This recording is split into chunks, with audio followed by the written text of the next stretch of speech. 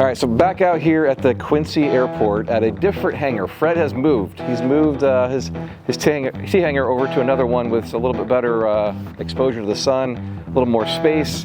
But it's time for an update. He has a mammoth Milestone with the wings being on. So we're gonna get caught up with Fred right now.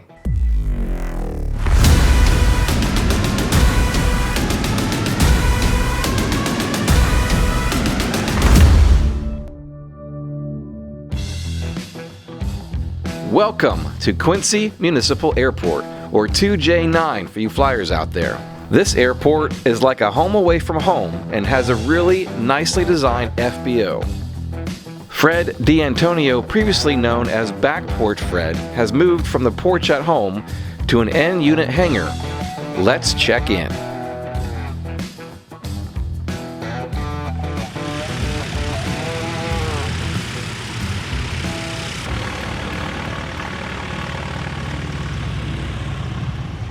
Hello, my name is Fred D'Antonio and I'm building a RANS S-21.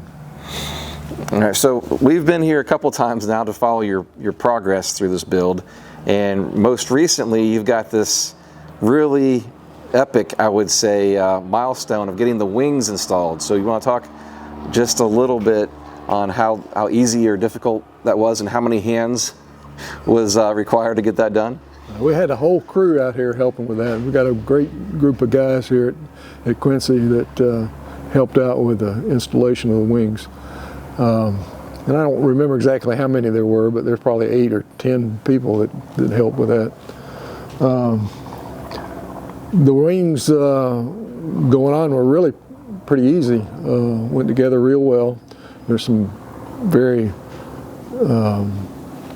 close measurements that have to be taken and some cutting done on the T-bone on the wing that has to be right for everything to fit up. But if you do it right, it fits. Yeah, walk us through kind of like before the wings came on there, what you had to do in preparation. All right, so the critical measurement is from the back of this spar to where the attachment is for the rear spar. So then there's a T-bone that fits up in here, and it has to be cut so that it fits. This fits inside of it, and then you measure this distance in the inside of the spar and measure from the back of where you cut to the front of this and cut that so that this spar fits in around this T-bone that you've cut.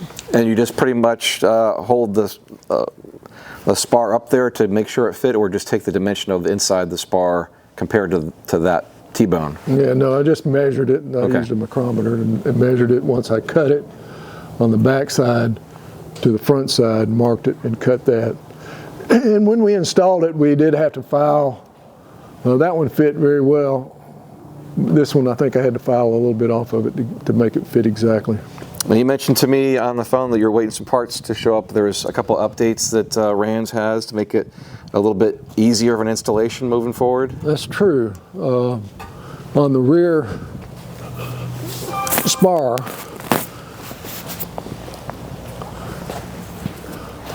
there's this attachment, and they put 3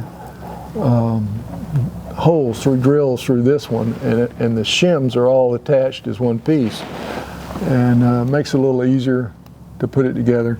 I didn't have to do that, but I figured why not. So let me show you on these. So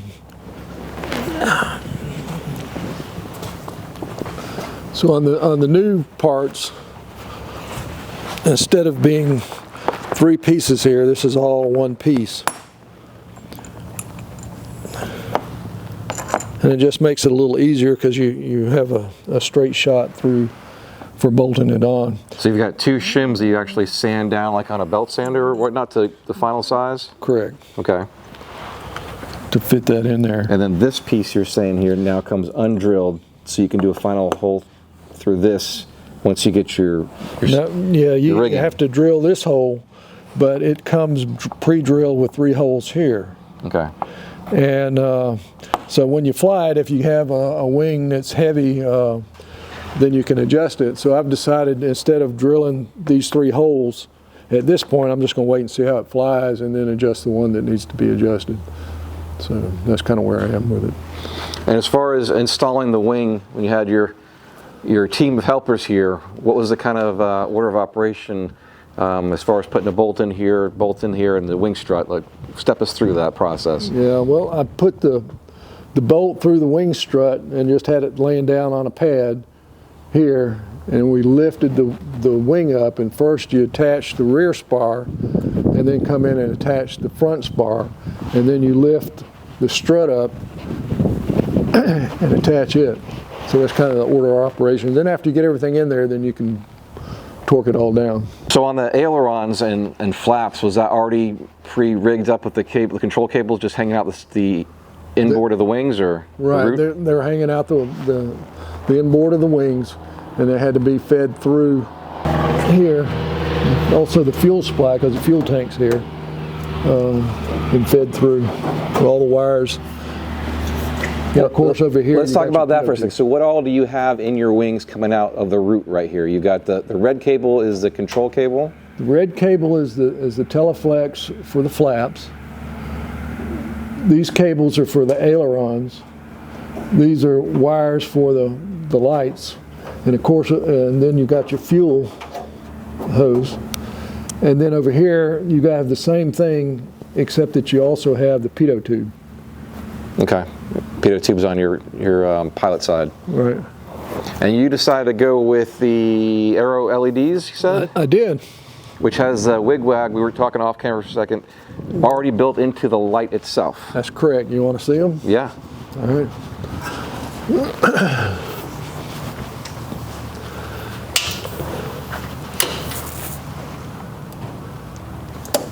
Landing lights. Wig-wag. So is that essentially like just grounding one wire to make that turn on or something? Right. Nice. And these are extremely lightweight. I don't know what the weight is, but just seeing how thin they are, there's a heat sink on the back of them, but there's nothing to them.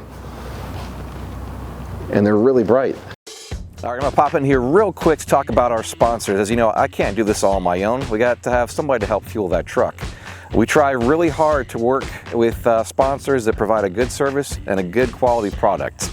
So let's talk about those guys right now. Dynon Avionics at Dynon.com, the premier provider of glass panel avionics systems for experimental and light sport aircraft. Wide Open Door Company at WideOpenDoorCo.com, your premier destination for high-quality doors, including aircraft hangar doors. Warp Drive Propellers at WarpDriveInc.com, providing quality, solid carbon fiber propellers for many light sport and experimental aircraft. South Mississippi Light Aircraft at FlySMLA.com, an independent master repair center and a training facility for Rotax engines. Edge Performance at EdgePerformance.no, specializing in fuel injection conversions, performance upgrades, and complete engines for your aircraft.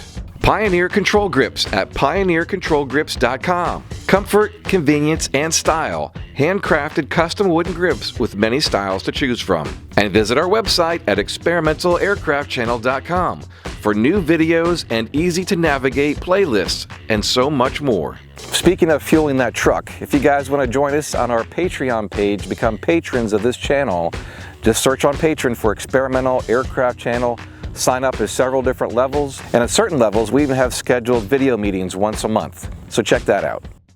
I just want to say this has been an excellent kit to work with. RANS has been extremely helpful, and their inventory control has been great. Every time I think I can't find something, then there it is in the box. So they have shipped complete, and the parts fit and work, and it's been a great experience working with them.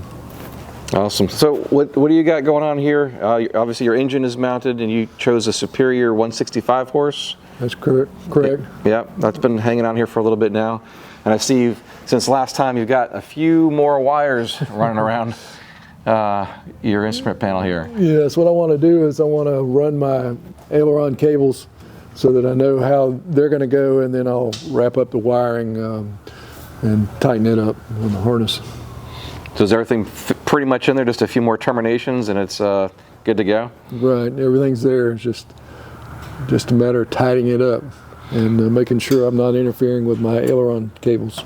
Did you do most of the wiring yourself, or did it come as a kit and you just had to terminate and look at plans, or what all did you have to do with the wiring? I ordered the panel, and they had harnesses made. Some of the wiring I've had to do, some of the wiring, most of the wiring they did. So it's been a combination.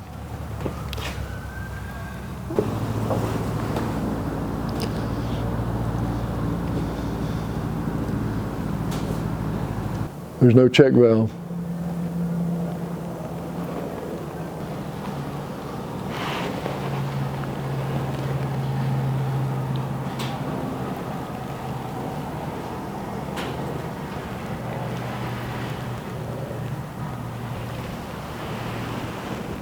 Here it looks like wingtips. Is this a aftermarket option here? Yes, this is an aftermarket option from Aerosport Products, carbon fiber. They fit up very nicely. They also have cutouts where you can order them with the lights in them, which I didn't do. I used the landing lights in the wing, but you can get them. And they've got a spot here to mount your navigation lights. Okay. And so you've got a couple other things you got from them to clean up. Is it on the horizontal stabilizer that they make? Show me what you got. What else do they sell for this? We've got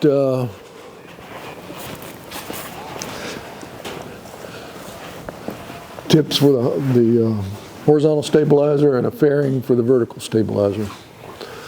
Okay, just to clean things up a little bit.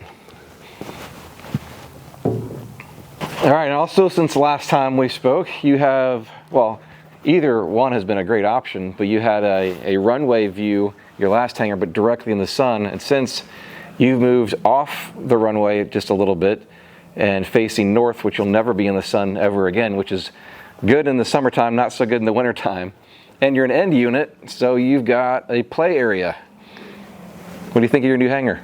I love the hangar, and you know, this is Florida, so being out of the sun is a big deal. Yeah. And it's much cleaner, nicer hangar, and I've really enjoyed being here in this spot. And this is at the Quincy Municipal Airport. 2J9, yep. 2J9. And what's nice about this airport, I've seen every time I've been here, there's always somebody with a hangar open doing something, whether they're flying or working on it. So there's an active community here. That's true. There's a great group of guys. We have a Wednesday lunch where everybody gets together and grills a hamburger, hot dogs, and swap stories. So it's a really active and a fun group. Awesome. So tell us, what's the sequence? I'm not going to ask you a time or a date, because you'd have to hold me to mine too, and I always seem to fail at that mark. But sequentially, what are you going to work on next with your kit? All right, so the next thing is going to be to route the aileron cables. And then after I do that, I'm going to clean up the wiring. And then I'm going to put the skylight in and the windshield in. And when I finish that, the boot cowl will go in at that time. And then do the engine cowl. And hopefully be finished. And soon after that, you'll get your first start. That's correct. I got to test everything out, the fuel and the engine, everything. So it's coming. And there's your update on Fred. Thanks for joining us today. Remember to like, subscribe, and hit that bell. And thank you to our patrons helping us travel out to location to bring you more original aviation content.